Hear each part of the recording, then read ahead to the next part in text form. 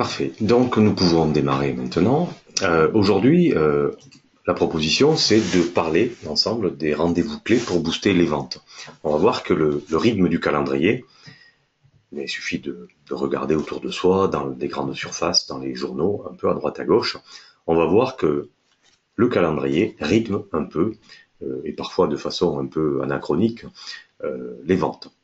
Par exemple, il est vrai que très souvent, on voit déjà le blanc, puisque nous allons en parler, dans les grandes surfaces dès la fin des fêtes de Noël. Tout ça est parfois un peu ridicule, un peu précipité, mais en tout cas, c'est une réalité avec laquelle le e-commerce doit composer.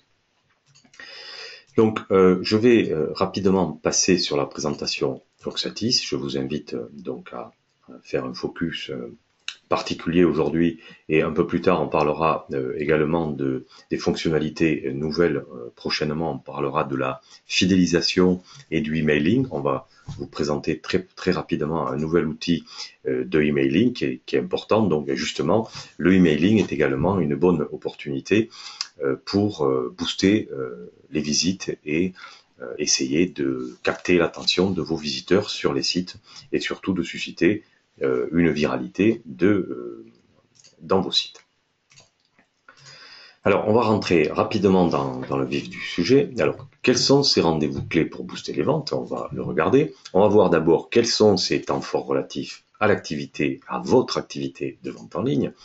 On va voir quels sont les produits à mettre en avant, à valoriser sur votre page d'accueil en fonction de ces événements.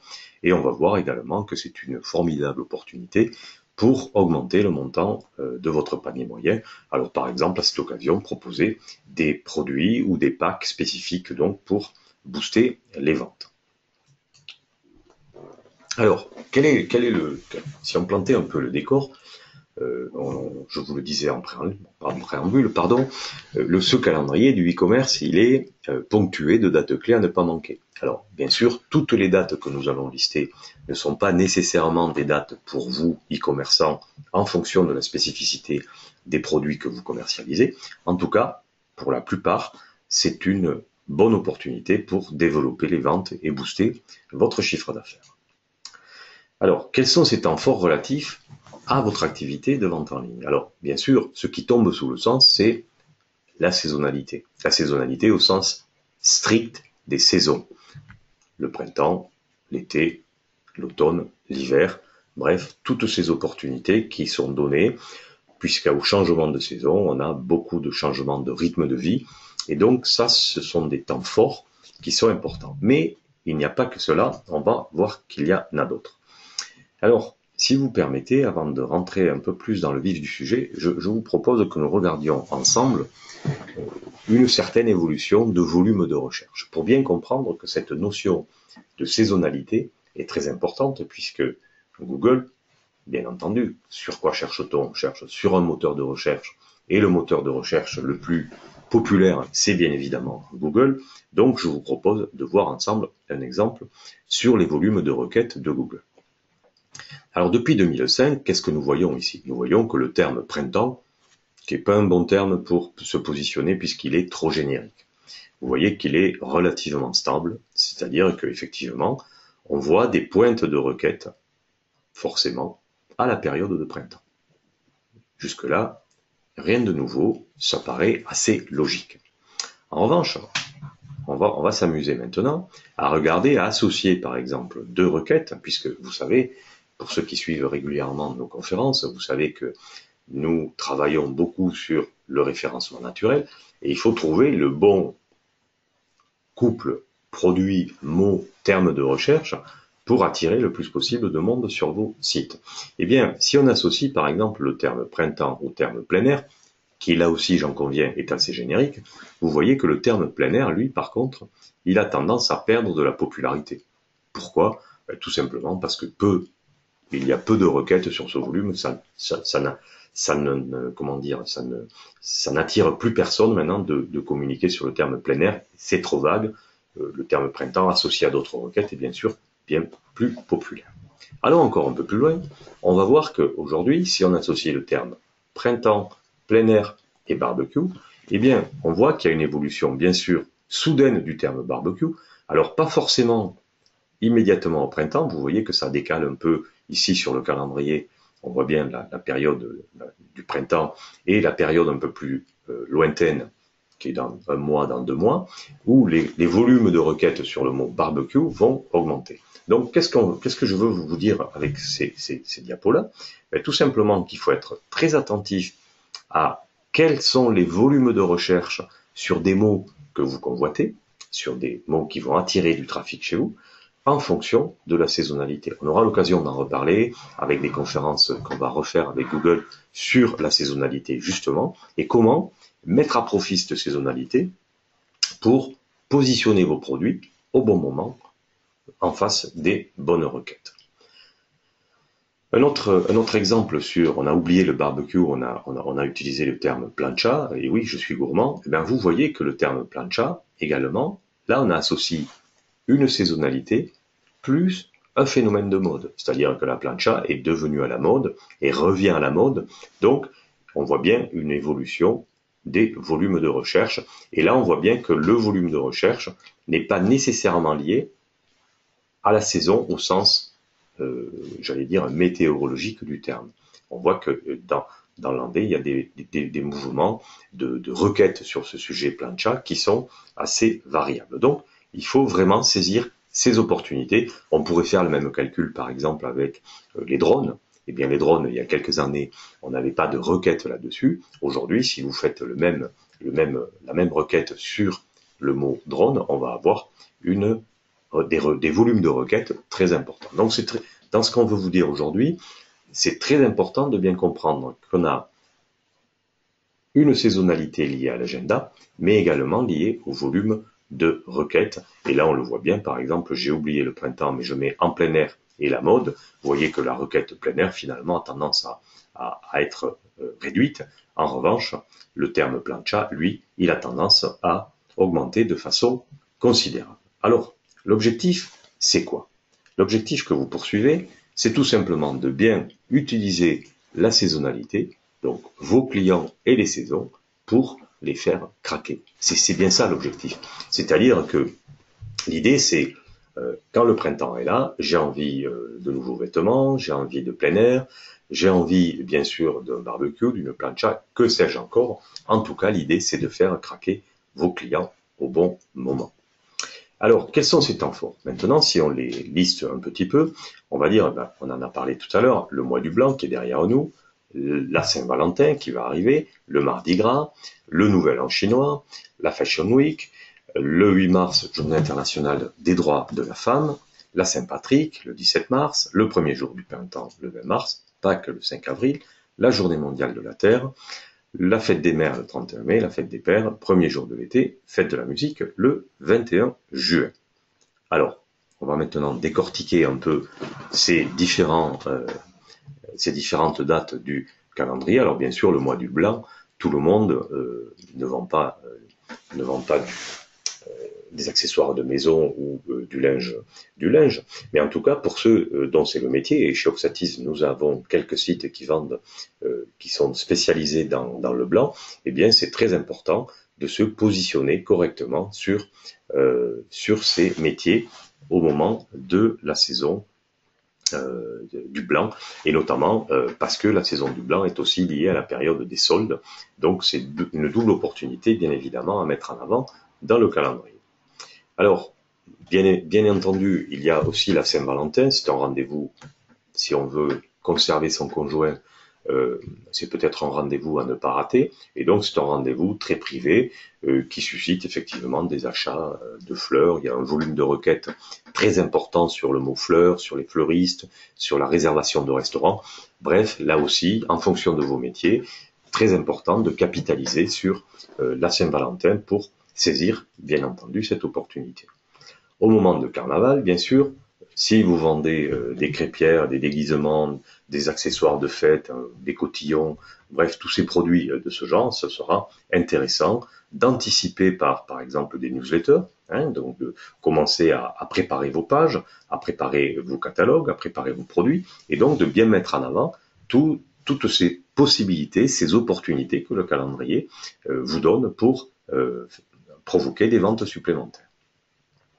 Alors pour ceux qui ont des clients, disons, avec une appétence particulière sur les produits d'origine chinoise, ou par exemple un restaurant chinois, que sais-je encore, en tout cas, cette période festive de la communauté chinoise, à mettre à profit aussi, puisque beaucoup de non-chinois, si je peux dire, participent au Nouvel An chinois, vont dans les restaurants, s'habillent chinois, bref, peuvent effectivement être intéressés par cette activité, donc une date aussi à mettre à profit. Alors, un élément important, puisqu'il y a beaucoup de sites qui vendent des vêtements, mettre en avant sur vos sites, sur les réseaux sociaux, bref, sur toutes les pages que vous gérez, mettre en avant cet événement qui est la Fashion Week de Paris à partir du 4 mars. Et c'est un rendez-vous très important pour les e-commerçants qui sont dans le secteur de la mode. Et c'est d'autant plus intéressant de suivre l'activité pour mettre en avant les prochaines tendances et les mettre en avant, par exemple, sur vos sites, les mettre en avant sur les réseaux sociaux, sur les newsletters, bref, encore une fois, même si effectivement l'événement n'est pas stricto sensu lié à votre activité de façon directe, il impacte quand même le niveau de visite de façon importante et vous pouvez aussi profiter de cet événement pour parler à vos clients. Alors le 8 mars, il y a une journée très particulière, c'est la journée internationale des droits de la femme, et ce jour-là, il sera peut-être sage de parler au public féminin avec le langage approprié pour mettre en avant, par exemple, des publications sur le droit des femmes, sur le long chemin qu'elles ont dû parcourir, par exemple, pour avoir le droit de vote, pour avoir des droits équivalents aux hommes, en tout cas, peut-être c'est une journée, suivant la typologie des métiers que vous faites, mais pas que, on s'aperçoit que ce jour-là, pour générer de l'empathie par rapport à votre public féminin, vous pouvez mettre en valeur ces publications pour faire plaisir aux femmes qui vous liront. Pour la Saint-Patrick, alors effectivement, c'est mettre à l'honneur cette fête irlandaise. C'est vrai que pendant cette fête, la bière coule à flot. Alors, effectivement, c'est une occasion. Nous avons des clients qui vendent des machines à pression, qui vendent de la bière ou d'autres produits festifs. C'est peut-être une bonne opportunité de mettre en avant, si vous voulez, un air de fête sur votre site ou un petit clin d'œil aussi, une opportunité sur les réseaux sociaux pour parler de cette fête qui génère, bien sûr, une activité considérable. Alors, bien évidemment, et de façon incontournable, le premier jour du printemps, le 20 mars. Alors là aussi, je crois que ce premier jour du printemps est un renouveau, c'est un événement important du calendrier, et je crois que quel que soit le site, il est fondamental de mettre en avant des communications qui valorisent ce jour du printemps, puisqu'effectivement, je vous le disais tout à l'heure, le jour du printemps, c'est un peu la période des bonnes résolutions, du grand ménage de printemps, vente de produits ménagers, des articles de jardin, on va commencer à mettre en état sa piscine peut-être, bref, ça va concerner, ça va impacter des tas de sites, des tas de projets, et c'est important donc de capitaliser sur cette journée du printemps. Alors, bien entendu, et là aussi, de façon importante, le jour de Pâques, avec les cloches, les œufs, les chocolats, bref, les jeux aussi pour les enfants. C'est une journée également sur laquelle on peut surfer pour mettre en avant un certain nombre de produits et d'un intérêt important pour tous les métiers de bouche, par exemple. Alors, je pense à ceux qui vendent des produits liés aux arts de la table, mais par exemple à ceux aussi, nous avons des clients qui vendent de l'épicerie fine. C'est l'heure, par exemple, de mettre en avant un agneau pascal de qualité, des cloches de chocolat, des œufs en chocolat, et que sais-je encore pour cette belle période de fête. Alors pour la journée mondiale de la Terre le 22 avril, ça peut être aussi une opportunité pour mettre en avant des produits naturels qui sont respectueux de l'environnement et par exemple aussi pour ceux qui vendent du café ou d'autres produits de l'économie sociale et solidaire, eh bien avoir une communication importante sur cette période-là. Bien entendu, mettez les mamans à l'honneur au moment de la fête des mères le 31 mai. Effectivement, c'est une journée très importante, aussi bien pour les achats que font les enfants ou les achats que font des personnes plus adultes. Hein. C'est une période capitale pour l'activité des sites de e-commerce. Donc là aussi, des cadeaux pour les mamans, c'est une opportunité de mettre en avant un certain nombre de produits. Alors c'est la même chose pour la fête des pères, avec effectivement des opportunités peut-être différentes sur les produits de bricolage, de sport, les produits technologiques, bref, que sais-je encore. En tout cas, c'est aussi une opportunité d'adresser des messages aux clients de la même façon que nous espérons que les idées ne vous manqueront pas au premier jour de l'été, et bien justement pour mettre en avant les jeux d'extérieur, on revient sur les barbecues, les salons de jardin, bref, tous ces produits qui donnent un air de fête et qui ponctuent correctement la saison. Alors je ne veux pas oublier la fête de la musique, alors pour ceux qui parmi nos clients vendent des appareils musicaux, bien évidemment c'est une opportunité formidable, mais également la fête de la musique, c'est un moment festif, de partage, de rencontre, et donc c'est très intéressant de mettre en avant une activité particulière pour vos sites au moment de la fête de la musique qui est très populaire. Alors pour la fête nationale du 14 juillet, effectivement, alors si on vend des feux d'artifice, des fumigènes, des pétards et des sifflets, dans la mesure où c'est autorisé, eh bien il faut profiter de cette opportunité, mais la fête nationale est une fête également qu'on peut dignement célébrer de façon à mettre en avant ou à prendre l'opportunité, si vous voulez, pour communiquer avec vos clients à ce moment-là.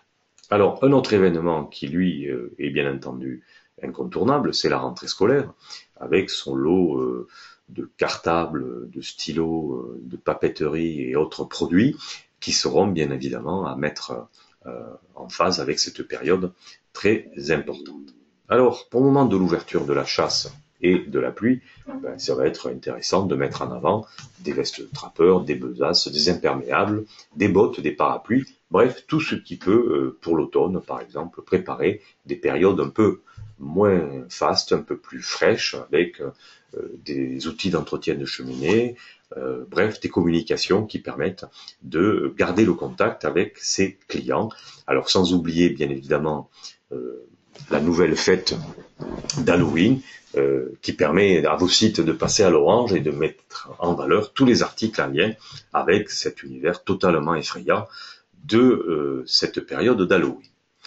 Et bien sûr, pour préparer, et nous en avons beaucoup parlé, les fêtes de fin d'année déjà, fin d'année 2016, nous y serons très vite, c'est une bonne occasion, ce qu'on appelle le Black Friday et le Cyber Monday, 27 et 30 novembre, de mettre en avant effectivement et de profiter de mettre en avant ces produits pour Noël et de donner un coup d'accélérateur jusqu'au 25 décembre. Et pour terminer, donc, mettre en avant des produits à valoriser sur votre page d'accueil en fonction de l'événement. Donc ça, c'est le deuxième point de notre présentation de ce matin.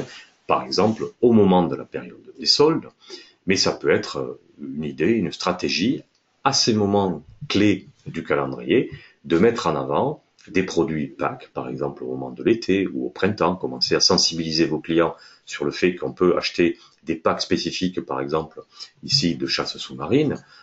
Ça peut être également, dans cette période malheureusement peu enneigée, de proposer des packs pour le ski. Hein, ça c'est une opportunité qui est bien évidemment intéressante à saisir. Et également, un point qui est fondamental, c'est de garder un œil sur les réseaux sociaux. Je vous le disais, le calendrier est également une bonne opportunité de communiquer et de garder le lien avec vos clients. Eh bien, à l'exemple de sportoutdoorshop.com, un de nos sites qui vend des articles de sport, eh bien, vous voyez qu'on peut garder le contact avec les clients via les réseaux sociaux en souhaitant, par exemple, un joyeux Noël. Donc, c'est l'exemple type de l'opportunité du calendrier qui permet de lancer une communication, pas nécessairement de faire une promotion particulière sur le site. Alors, pour aller plus loin, je vous invite à télécharger sur ce lien. Alors, vous aurez bien sûr cette présentation qui vous sera délivrée tout à l'heure par une news de remerciement. Donc, vous pouvez télécharger le calendrier du e-commerce et qui est intéressant pour planifier les actions de web marketing que vous devrez faire pour booster vos ventes. Alors pour ceux qui le souhaitent, avant de conclure, je vous invite à revoir nos contenus vidéo. Sur ce lien également, vous avez, pour ceux qui ont raté des conférences précédentes, vous pouvez à votre convenance regarder ces vidéos. Alors les prochains rendez-vous prévus, c'est pour mettre votre site en conformité avec la loi Hamon, donc dès vendredi 5 février, c'est-à-dire vendredi prochain. J'aurai le plaisir ici de recevoir un avocat du cabinet As Avocat qui nous parlera, qui vous parlera de la bonne façon de protéger votre activité en respectant vos obligations légales et surtout de mettre réellement votre site en conformité avec la loi Hamon. Ensuite, un autre événement important, ce sera le 9 février. Alors, je vous en parlais tout à l'heure pour le référencement naturel. Alors, on va faire un webinaire spécial débutant pour les bonnes pratiques du SEO le matin, donc le 9 février, notez bien la date. Vous pouvez d'ores et déjà vous inscrire de 9h45 à 11h comme d'habitude. Et l'après-midi, j'aurai le plaisir de recevoir Romain Bertogli, qui est de la société Google et qui co-animera avec moi donc un forum sur les AdWords. On parlera effectivement beaucoup, une nouvelle fois, de saisonnalité et vous verrez que ça fera écho à ce qu'on aura vu ce matin. Une autre date clé sera le 24 mars 2016. Alors, plus typé B2B, pour ceux qui ont des sites de e-commerce et qui souhaitent développer leur vente sur le B2B, ce sera le Oxatis Webinar Day. Vous allez en entendre parler très prochainement. Donc, il y aura 9 webinaires dans la journée. Vous n'êtes pas, bien entendu, tenu de participer à tous, mais ceux qui vous intéressent, vous pourrez bien sûr choisir d'y participer et éventuellement revoir ces webinaires ultérieurement. J'en ai terminé avec cette présentation. Je vous propose maintenant de passer à la séance des questions.